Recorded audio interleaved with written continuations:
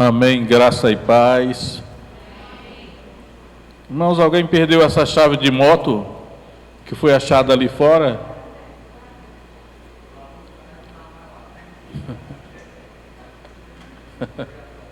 Amém.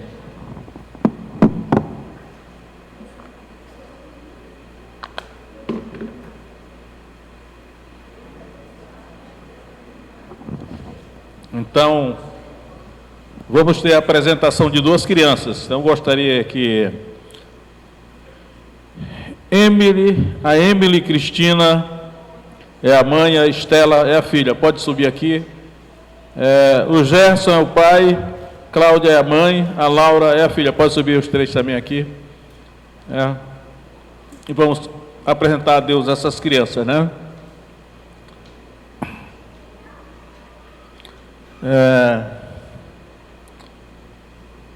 É um costume, né, que tem nas igrejas evangélicas, que os pais ou as mães apresentem seus filhos num culto a Deus, né? Uma espécie assim de... Jesus foi apresentado no templo quando ele era criança. Eu acredito que ele tinha uns 60, 70 dias de nascido. Era um costume dos judeus que o primogênito tinha que ser apresentado para Deus, né? Então, como cada crente é um primogênito, essas crianças estão sendo apresentadas a Deus pelos seus pais ou mães, né? Que é uma coisa boa, porque eu acredito que isso, Deus vai olhar para essas crianças e abençoá-las, né? Então, vamos orar agora sobre isso. Os irmãos podem ficar em pé? Estenda a sua mão para cá para abençoar essas duas famílias. Nosso Deus e Pai, em nome do Senhor Jesus Cristo, apresentamos a Ti, Senhor, essas duas famílias. Apresentamos a Ti, Senhor, a Estela e também a Laura, essas duas crianças. Também os seus pais, Senhor, que aqui as trouxeram, num ato de consagração, para honrar a Ti. Estão colocando essas crianças, Senhor, diante do Senhor, como um pedido de bênção para a vida delas. E eu te peço agora que o Senhor tome conta dessas duas crianças, que o Senhor as guarde, que o Senhor as proteja, que o Senhor as livre do mal, que o Senhor esteja, os teus olhos estejam sobre ela. E assim como é dito de Jesus, que ele crescia em graça, em sabedoria e em estatura diante de Deus e dos homens, que o mesmo venha acontecer com essas duas crianças, Senhor, que elas venham crescer debaixo dos teus cuidados, protegidas e guardadas, de tal maneira, Senhor, que elas venham ser bem-sucedidas, que elas venham ser, Senhor, testemunhas tuas, filhos de Deus, que o Senhor as guarde do mal, os guarde dos perigos deste mundo, que o Senhor dê sabedoria aos seus pais e mães, para educá-las, Senhor, ensiná-las nos caminhos do Senhor, e de tal maneira, Senhor, venha suprir cada uma das suas necessidades, a fim de que nada falte da vida dessas crianças, para um crescimento saudável, física e espiritualmente, para a honra e glória do teu nome, em nome de Jesus, amém. Aí eu vou botar a mão sobre, eu te abençoo em nome de Jesus. Jesus pôs a mão sobre as crianças, né? Te abençoo em nome de Jesus também. Parabéns. Sim. Vou colocar a mão aqui sobre essa e sobre essa daqui, né? Peraí, deixa eu ficar aqui. Quero desse lado aqui já. Amém. Amém, pessoal. Parabéns, obrigado.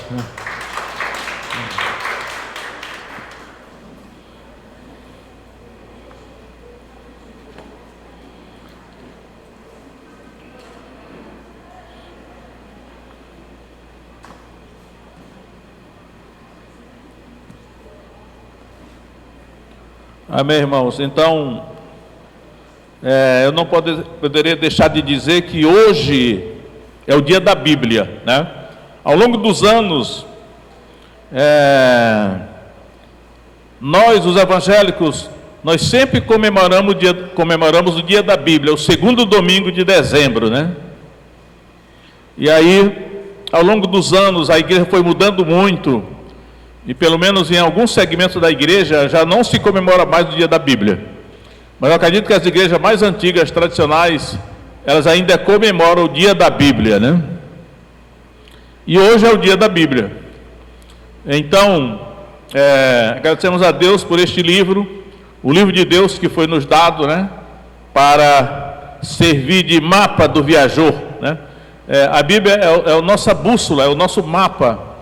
Sem ela, o ser humano não saberia como se conduzir neste mundo, em direção a Deus, né? Mas hoje não iremos pregar sobre a Bíblia. Eu percebo ultimamente que nós estamos assim em dias muito especiais, dias muito difíceis para o mundo, e que nesses dias estão sendo cumpridas muitas profecias. Os tempos do fim se aproximam, né? Quase todo mundo sabe disso. Nós estamos nos aproximando do fim dos tempos, dos últimos dias, e nós não devemos estar desapercebidos. Nós devemos estar atentos para as coisas que estão acontecendo no mundo e as que irão acontecer. Então, hoje à noite eu quero falar sobre a segunda vinda de Jesus. Eu sempre digo que o Novo Testamento ele fala da vinda de Jesus. Ele nunca fala da segunda vinda, nem da volta, nem do retorno. Mas como a primeira vez que Jesus veio, realmente foi uma vinda meio que disfarçada. Eu acho que Jesus veio disfarçado de um ser humano comum. Por isso foi rejeitado por muitos, né? Veio para o que era seu e os seus não o receberam. E ultimamente, nesses últimos dias, eu estou acessando a rede social e estou percebendo que existe um rabino lá em Jerusalém. Dizem que ele tem 32 anos, mas que ele é um fenômeno no ensino da Torá. A Torá é a lei dos judeus, né? Do Antigo Testamento. E que ele é casado, né? Tem família, mas que desde os 15 anos que ele é um menino prodígio.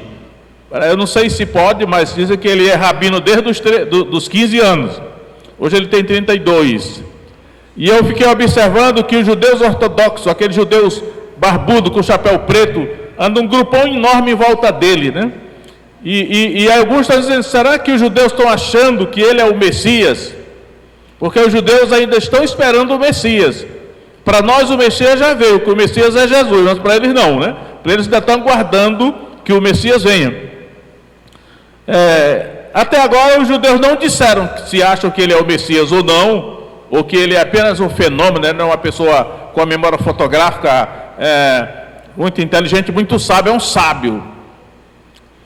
E todavia eu tenho convicção como um cristão que ele não é o Messias.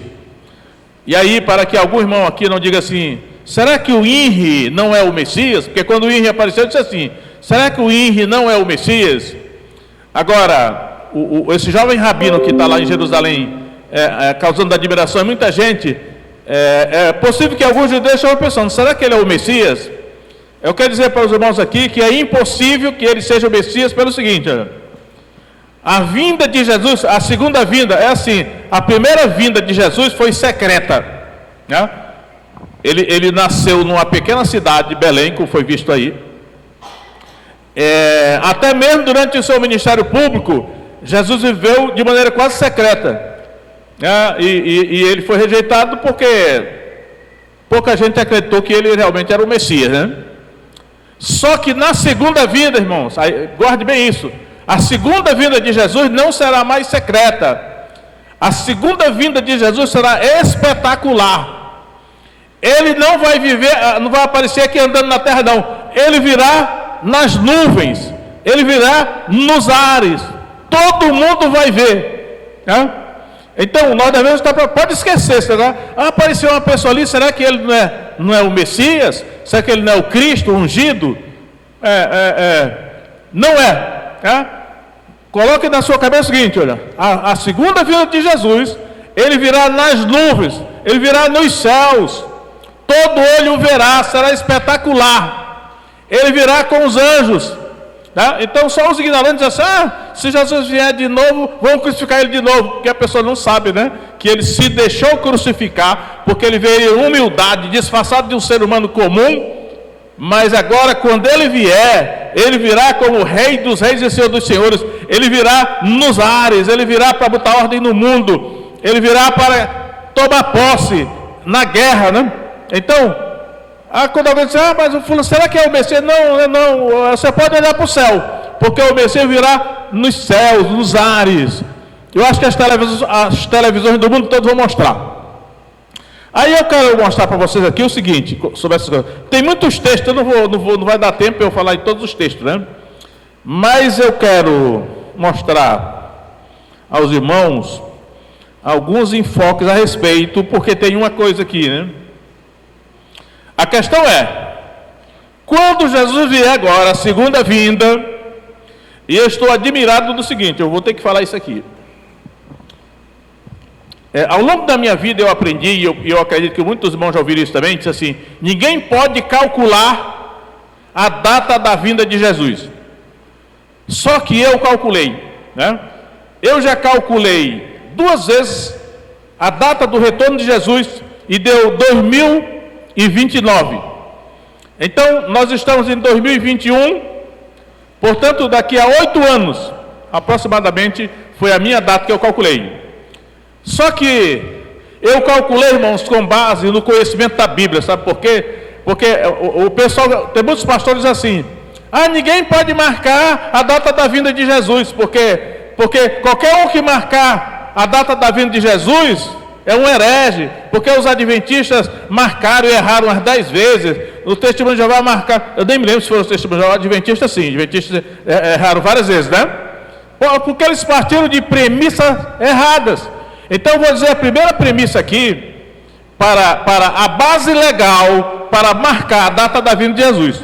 Jesus disse assim, olha, nem o dia, nem a hora, ninguém sabe. Ele disse assim, nem os anjos sabem, nem o Filho sabe, que é o próprio Jesus, ele disse, só o Pai sabe. Agora olha, irmãos, nem o dia, nem a hora. Então, se alguém tentar marcar o dia e a hora, vai errar. Mas Jesus não falou nada sobre o mês e o ano, ele não falou nada. Então você pode marcar sim, o mês e o ano você pode marcar, mas você não pode marcar o dia e a hora. Nós temos que nos apegar estritamente aos termos da palavra de Deus, né? E não ficar inventando, quem calcular a volta de Jesus é herege, não. E aí eu vou dizer a base legal que eu calculei, acho que os irmãos aqui já sabem, né? É assim, irmãos, olha, isso é científico, isso é um princípio de interpretação da Bíblia, isso é elementar, né? Que é assim, olha, o calendário gregoriano que nós seguimos, que diz que nós estamos em 2021, está errado, esse calendário começou errado. Qualquer um que estuda esse assunto sabe que o nosso calendário, ele tem um erro de aproximadamente assim, de 4 a 6 anos.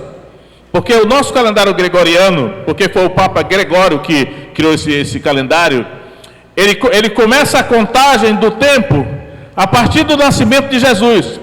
Só que os estudiosos dizem que quando o calendário começou a ser contado, Jesus já tinha aproximadamente de 4 a 6 anos. Eu coloquei o meio termo em 5, né? Então, se o calendário começou a ser contado quando Jesus já tinha 5 anos, significa então que o calendário está errado em 5 anos. Agora tem que calcular aqui, né? Peraí.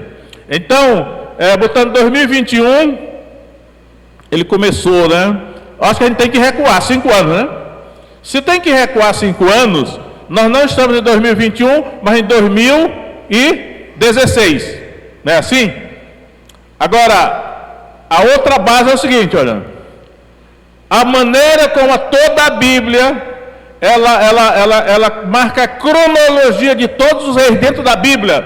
A cronologia não é marcada do nascimento daquele rei, mas a cronologia ela é iniciada a partir do momento em que aquele rei assumiu o governo, assumiu o poder. Então, por exemplo, o Antigo Testamento diz assim, eu acho que é um dos homens que tem mais data do reino dele assim, no 18º ano de Nabucodonosor, no primeiro ano de Nabucodonosor, né, no 22º ano de Nabucodonosor, Ou seja, a contagem do tempo do reinado de um rei na Bíblia, ela é feita a partir do momento em que aquele rei assumiu o trono. O Novo Testamento diz assim, Lucas capítulo 3, no 15º ano do reinado de Tibério César, ou seja, Jesus, no caso ali João Batista começou a pregar no 15º ano do reinado de Tibério César. Não foi a partir do nascimento do imperador Tibério, foi a partir do momento em que ele assumiu o governo.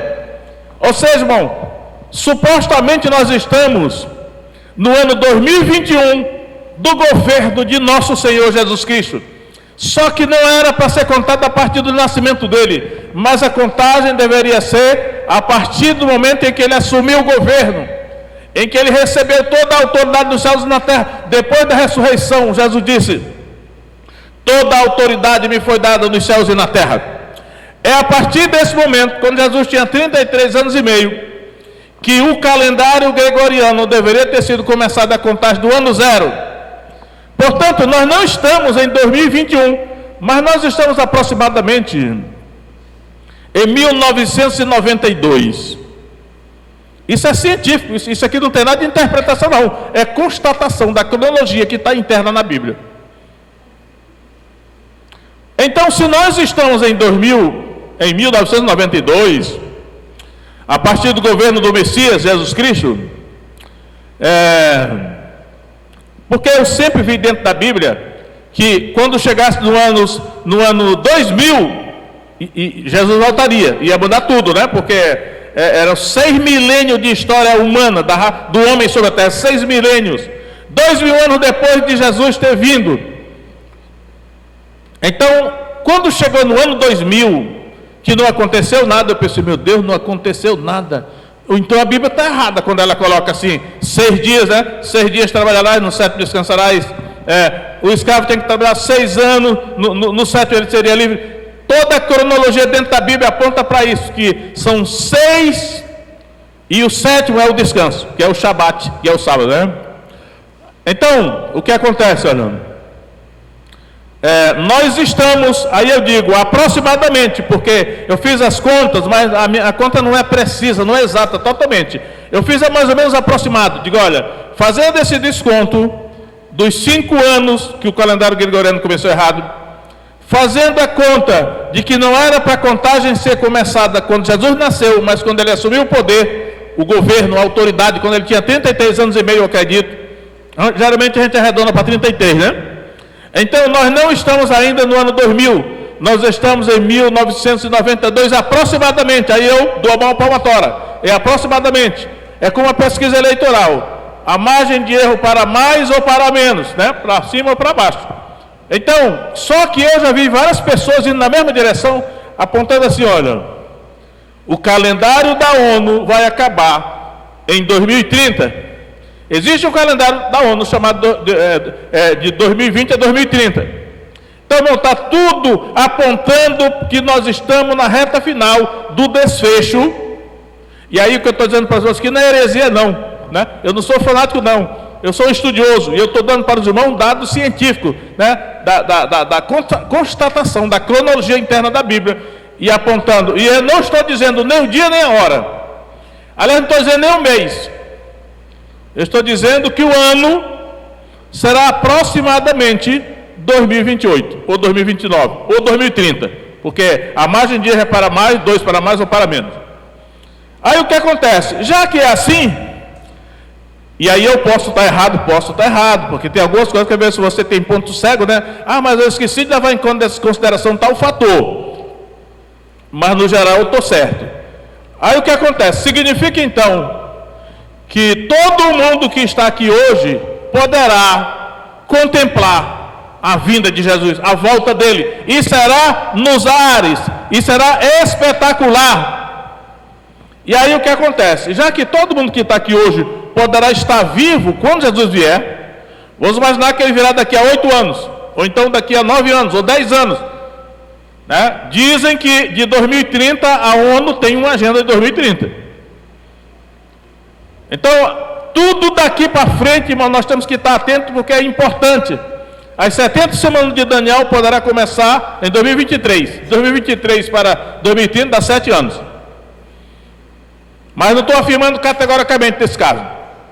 Então, convém que nós estejamos preparados para nos encontrar com Ele. Aí eu pergunto aqui, vocês que estão aqui hoje, você está preparado para se encontrar com Jesus? Porque se não tiver, ainda dá tempo de se preparar. Por isso que eu não vou falar hoje sobre isso, né? Porque é necessário se preparar. É necessário se preparar.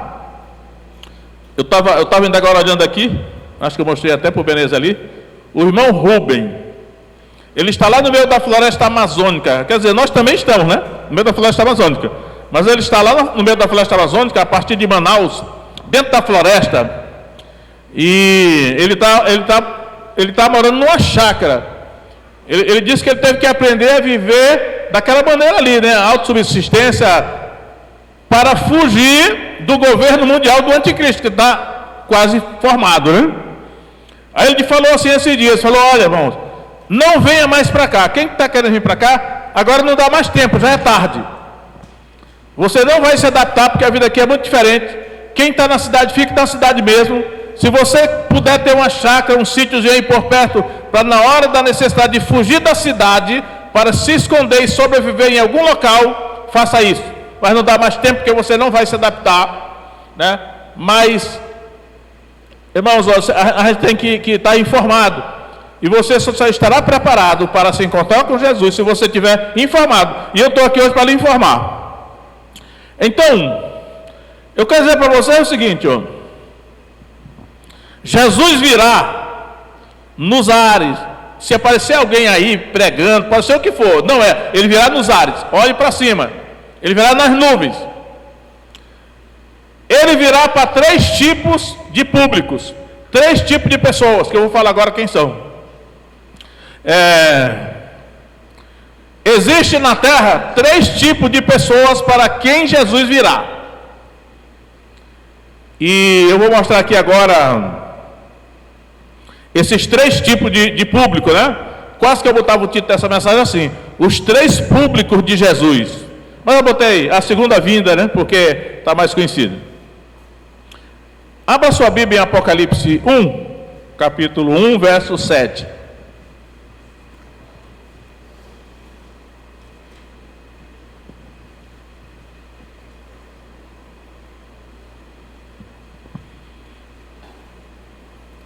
Verso 7, Apocalipse 1, 7, diz assim: eis que vem com as nuvens. Olha, irmão, sempre quando fala da segunda vinda, fala em nuvens. Porque quando ele foi para o céu, em Atos capítulo 1, ele foi escolhido por uma nuvem. Então está sempre associado com nuvem. Eis que vem com as nuvens, e todo olho o verá. Aí eu pergunto para vocês aqui: quantos olhos o verão? Todo olho o verá. Significa que todos os seres humanos da terra vão ver. Todo olho significa todos os habitantes da terra vão ver, nos ares, nas nuvens. Aí diz aqui: até os mesmos que o traspassaram. Eu pergunto a vocês: até os mesmos que até os mesmos que o traspassaram. O que é traspassar? Traspassar é enfiar tipo uma lança do soldado romano, né, no corpo dele, né? Ou pode ser, traspassaram as mãos e os pés com os pregos dele na cruz. Então, até mesmo os que os traspassaram. Quem foi que trapassou Jesus? O que é que vocês acham aí? Alguém sabe? Os judeus. Pode colocar assim, olha: até mesmo aqueles que traspassaram Jesus verão. Os judeus, são os judeus. A gente sabe que quem matou Jesus foram os romanos, mas os judeus entregaram Jesus na mão dos romanos, que os romanos eram o poder oficial, o judeu não podia matar. Então Deus colocou na conta dos judeus que eles que traspassaram Jesus. E aqui eu não quero falar nenhum antissemitismo não, né? Eu sou a favor de Israel, mas temos que nos ater ao texto da Bíblia, aqui do Novo Testamento. Então, irmãos, olha só. Olha o que o texto está dizendo. Ele virá com as nuvens no céu. Todo olho o verá, né? Eu não sei se nós vamos ver pela televisão, né? Pode ser, porque ele virá nos ares, né? Mas de repente a televisão vai mostrar em todo mundo. Todo olho, é todo olho de todo ser humano da terra. até mesmo aquele que os transporta, até os judeus verão Jesus vindo nas nuvens. Os judeus verão, Israel, Tel Aviv, Jerusalém, Haifa, Galileia, eles verão Jesus vindo nas nuvens. E aí vem a próxima expressão que está aqui olha só, presta atenção aí, Ana. Todas as tribos da terra se lamentarão sobre ele. Meu irmão, isso aqui é muito importante, olha. Todas as tribos da terra se lamentarão sobre ele. Sabe o que significa aqui todas as tribos da terra? Olha. Todas as tribos da terra, a linguagem do Novo Testamento, ela é um contraponto para as 12 tribos de Israel. Pode guardar isso da interpretação da escatologia bíblica, olha. Quando aparecer todas as tribos da terra, é um contraponto para as 12 tribos de Israel. Porque Israel é uma nação à parte. Israel é constituída de 10 tribos, de 12 tribos, né? Antigo Testamento. E quando a linguagem do Novo Testamento é todas as tribos da terra, significa todas as nações. É porque nós aqui no Brasil estamos acostumados de achar assim, a tribo é de índio, mas tribo é a linguagem bíblica, a linguagem que Deus usa para designar as nações, as etnias da terra. Então, olha, todas as tribos da terra se lamentarão. O que vocês acham disso, irmão? Porque todas as tribos da terra se lamentarão sobre ele. Por que todas as tribos da terra se lamentarão? Por que vocês acham? Porque Jesus tem sido zombado, né? No carnaval ridicularizado ele, aqui no Brasil Jesus é ridicularizado de todo jeito, é debochado e parece que não acontece nada, né? Mas quando essas pessoas que rejeitaram, que zombaram, olharem ele vindo nas nuvens, por que vocês acham que eles vão se lamentar? Todas as tribos da terra se lamentarão sobre ele. Vai ser de medo, porque ele virá para julgar, ele virá para se vingar. A linguagem é essa, olha. Vingança, o dia da vingança estava no meu coração, Isaías diz. Paulo, em sua primeira carta aos Tessalonicenses, ele diz assim: o Senhor descerá do céu em chama de fogo para tomar vingança dos que não conhecem a Deus e dos que não obedecem ao Evangelho de nosso Senhor Jesus. Então, irmãos, a vinda de Jesus para os gentios, vou chamar assim, os gentios, né? Que aqui está designado como todas as tribos da terra, são os gentios que não são judeus, nem são crentes, são as pessoas que não são discípulos de Jesus. Ele virá para essas, ele virá para castigar, para tomar vingança. Por isso que todas as tribos da terra se lamentarão, porque vão ver que agora não tem mais jeito. Não, eu quero aceitar Jesus, agora não dá mais tempo não, acabou. Agora você vai ter que se encontrar com ele para receber o castigo e o juízo, né? Aí não adianta querer dourar a pílula, não. Aqui é essa linguagem mesmo. Então, estou falando para vocês sobre a segunda vinda de Jesus, será nos ares, nas nuvens, e ele virá para esse público em primeiro lugar. Esse público que são as nações, todas as tribos da terra, os seres humanos que não são discípulos dele, que não creram nele, ele virá para esses, com a finalidade de castigar, de julgar, de se vingar. E a Bíblia não poupa palavras para descrever essa vingança, vai ser terrível. Aí eu quero aqui, irmãos, mostrar um outro texto que fala sobre o mesmo assunto em Mateus capítulo 24. Mateus 24. Vai descrever, Jesus vai descrever esse mesmo momento da seguinte maneira, olha só. Mateus 24, 30. Observe aí, o próprio Jesus está falando aí. Mateus 24, 30. Então aparecerá no céu o sinal do Filho do Homem. Agora veja só a mesma expressão, olha. E todas as tribos da terra se lamentarão. Olha, irmão, a mesma expressãozinha que João, o apóstolo João usou em Apocalipse 1:7. Agora o próprio Jesus usa a mesma expressão, olha. Todas as tribos da terra se lamentarão. Mesma expressão, se lamentarão. E verão o Filho do Homem vindo sobre as nuvens do céu, novamente as nuvens aí, com poder e grande glória. Mas vai ser terrível esse negócio aí, né? As pessoas só não têm medo ainda porque elas não acreditam nisso. O diabo as cega, né? Para elas não perceberem o perigo que elas correm de zombarem de Jesus, tripudiarem em cima dos cristãos, né? Porque ele virá nos ares, está aqui, ele mesmo está falando aí. Todas as tribos da terra, são todas as nações, todas as etnias, todos os povos, com exceção dos judeus. Os judeus não são contados nessas todas as tribos da terra. Quando se refere aos judeus, são as 12 tribos de Israel. Então, meu irmão, eu pergunto a você que está aqui. O primeiro tipo de pessoa, o primeiro tipo de público que Jesus irá para se encontrar é com os gentios, com os que não são discípulos dele, mas também não são judeus.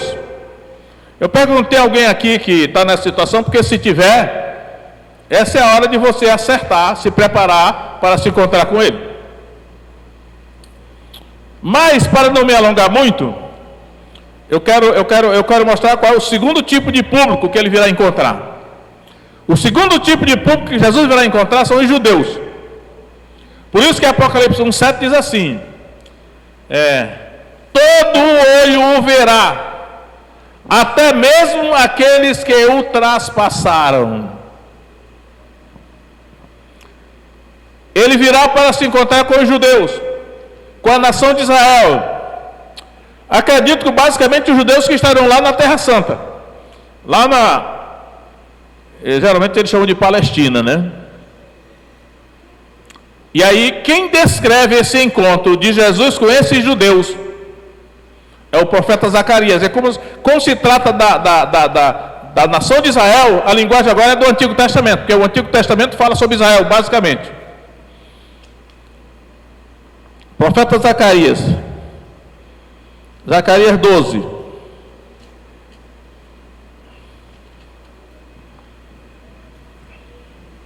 Agora, irmãos, veja só.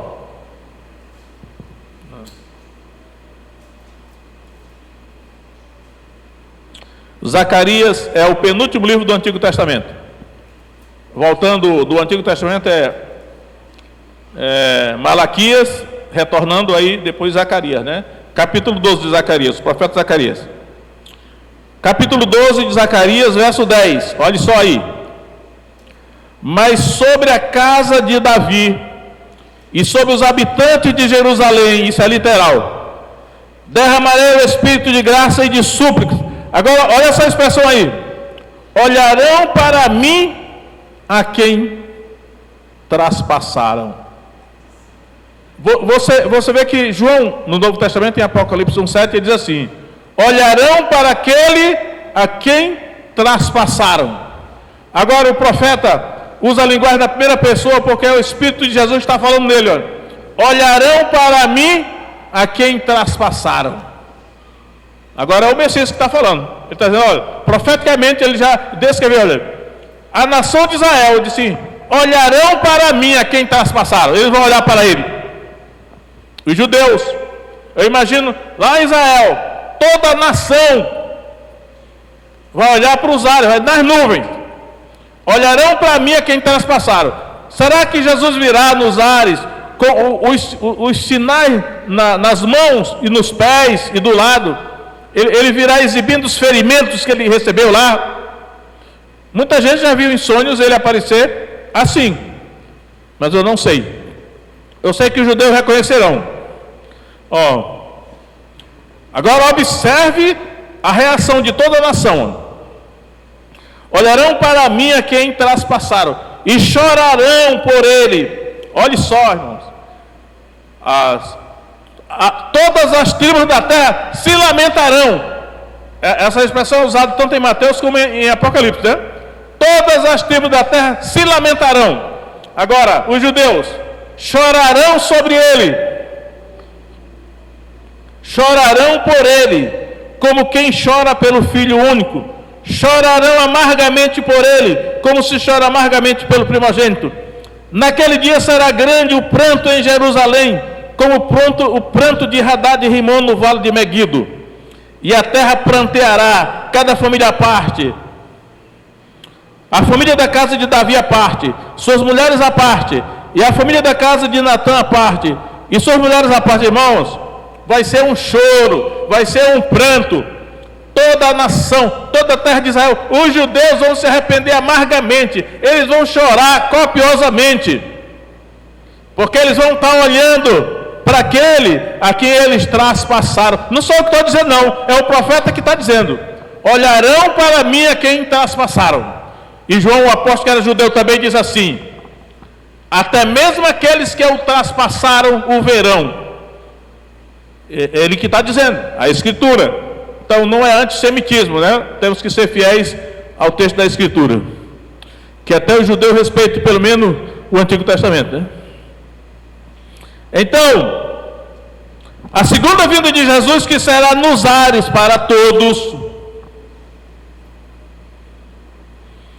ela é endereçada a três tipos de público: os gentios, já falei, os judeus.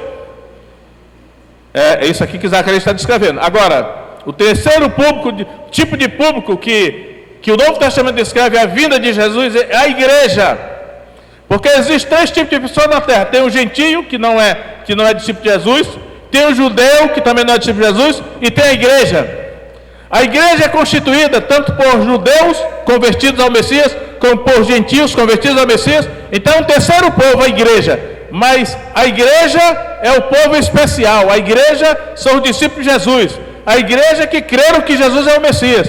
Ele virá para a igreja. É por isso que muita gente acha que Jesus virá mais de uma vez, porque acha que ele vem 2 vezes, 3 vezes, mas não, ele virá só uma vez. Só que para cada público desse tem um enfoque. O encontro dele com a igreja é descrito muitas vezes, de muitas maneiras, no Novo Testamento. Mas para não estou tendo mais tempo, eu vou descrever só o encontro dele com a igreja. Primeira carta de Paulo aos Tessalonicenses, capítulo 4.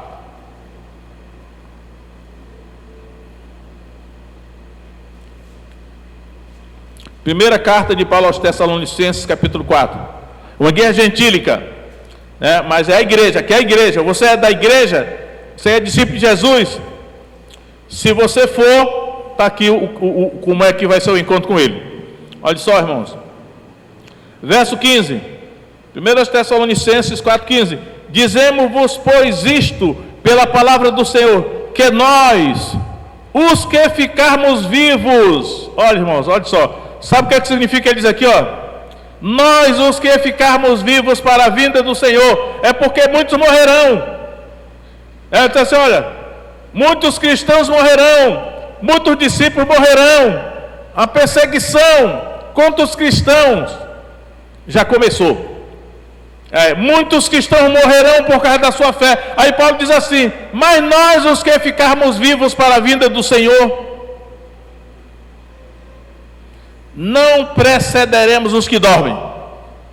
Essa palavrinha técnica, não precederemos, ou seja, nada acontecerá conosco sem que primeiro aconteça com os que dormem. Os que dormem são os que morreram, né? Diz assim, olha, primeiro vai acontecer um fenômeno com os que já morreram, os cristãos que morreram, quem sabe perseguidos na grande tribulação pelo anticristo.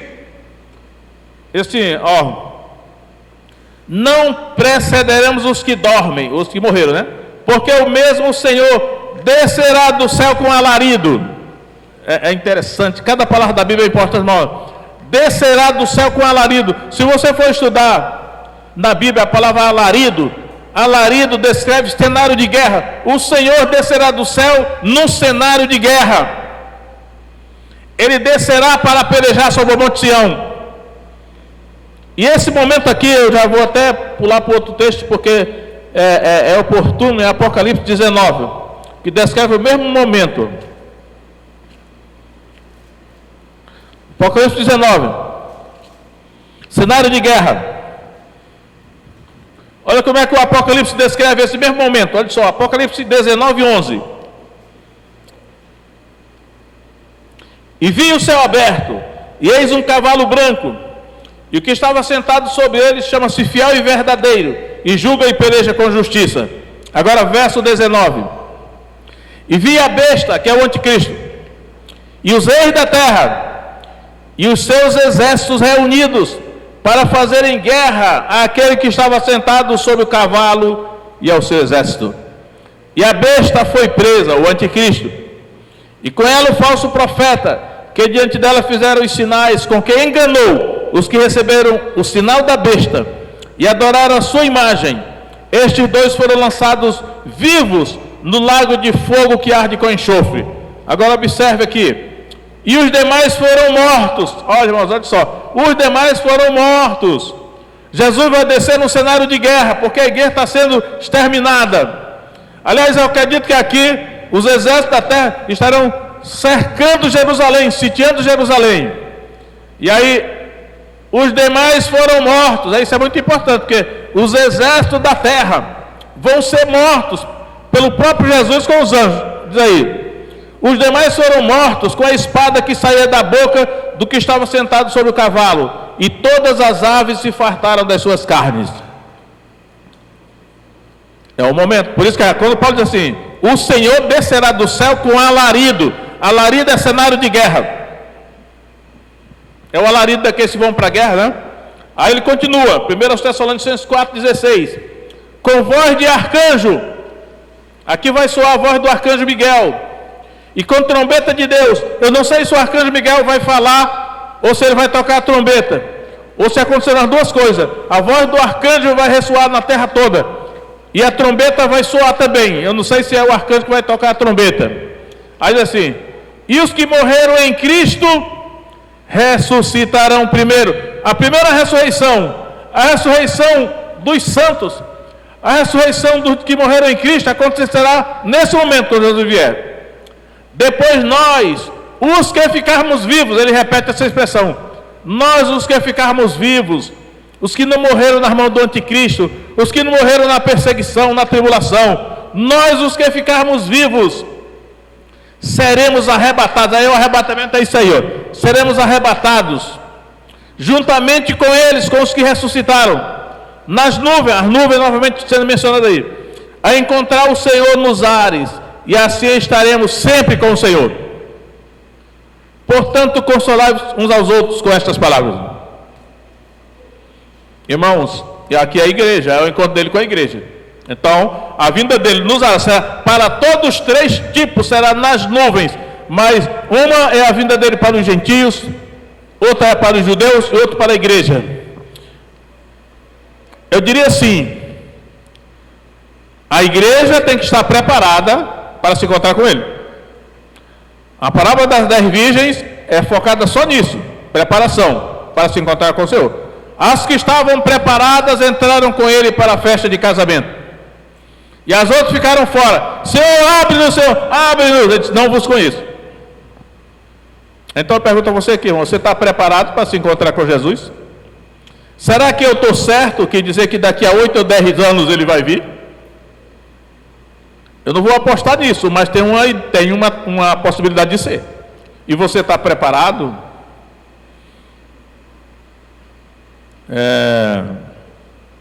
Tem que começar a preparar hoje, né? Ainda há tempo para se preparar, para se encontrar com ele.